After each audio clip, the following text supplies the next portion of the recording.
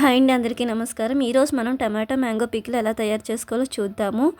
దానికి కావాల్సిన పదార్థములు టమాటా, మ్యాంగో, జీలకర్ర, ఉప్పు, కొత్తిమీర, వెల్లుల్లిపాయలు, పచ్చిమిర్చి, ఆయిల్. ముందుగా వాటిని ఇక్కడ చూపించిన విధంగా కట్ చేసుకోవాలి.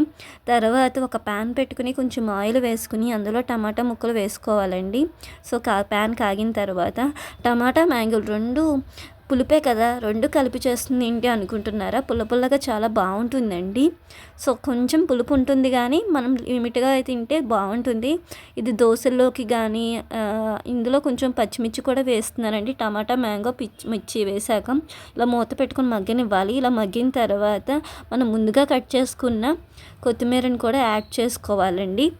అలాగే వెల్లుల్లిపాయలు కూడా నేను యాడ్ చేసుకున్నాను.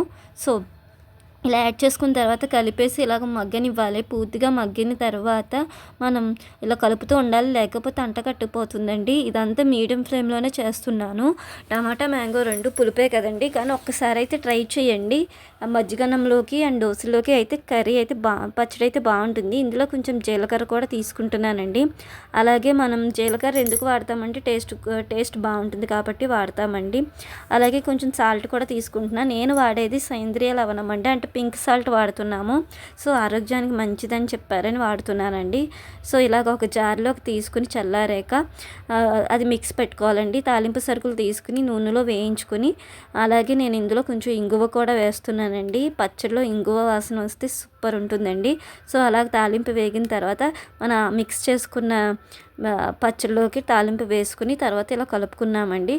సో టమాటా పికిల్ పచ్చడి రెడీ. నా వీడియోని like and share and subscribe చేయండి. Thank you so much. Bye.